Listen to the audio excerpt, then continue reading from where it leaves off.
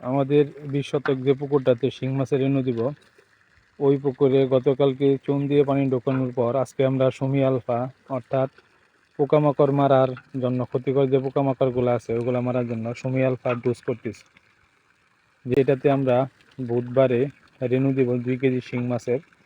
তো আজকে আমরা সুমি আলফা ডোজ করতেছি, আগামীকালকে ইনশাল্লাহ জীবাণুনাশক, গ্যাসের ডোজ এগুলা করে দিব। তো রেণু পুকুরের এই ডোজগুলা যদি মিস দেওয়া হয় তাহলে রেণুর প্রোডাকশন অনেক ক্ষেত্রে মিসও হয়, আবার কম বেশি হয়ে যায়। তো আজকে উপর দিক দিয়ে আমাদের আবার মোটরের পানি ঢুকতেছে, অলরেডি প্রায় 2 ফুটের মতন পানি হয়ে গেছে আমাদের এই পুকুরটাতে। যেহেতু এখন একটু গরম, রোদ্রের তাপমাত্রা একটু বেশি, সেজন্য আমরা 3 ফুটের উপরে পানি রাখবো আমাদের এই পুকুরটাতে। তো তারপরে আমরা বুধবারে ইনশাল্লাহ রেণু দিয়ে দিব।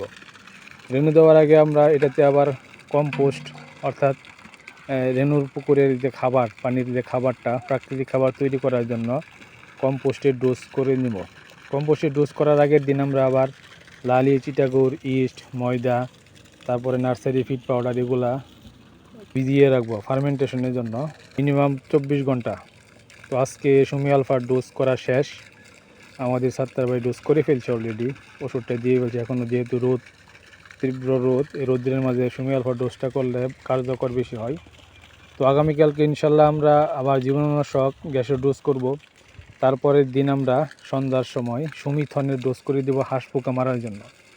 তো অলরেডি আমাদের পুকুরে বিন্দা এবং মই চলতেছে। রেণুর পুকুরে যত পরিমাণ বিন্দা এবং মই দেওয়া যায়, রেণুর প্রোডাকশন খুব সুন্দর, তত ভালো হয়।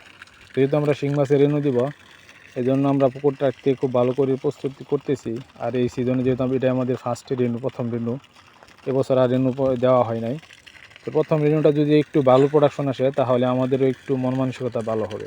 তো আমাদের জন্য সবাই দোয়া করবেন। আর যারা পুকুরে রেণু দিতে চান তারা খুব শীঘ্রই পুকুর প্রস্তুত করা শুরু করেন। আর রেণু পুকুর প্রস্তুতের উপর ডিপেন্ড করে রেণু পুকুরের প্রোডাকশন। তো আমাদের জন্য সবাই দোয়া করবেন। আসসালামু আলাইকুম।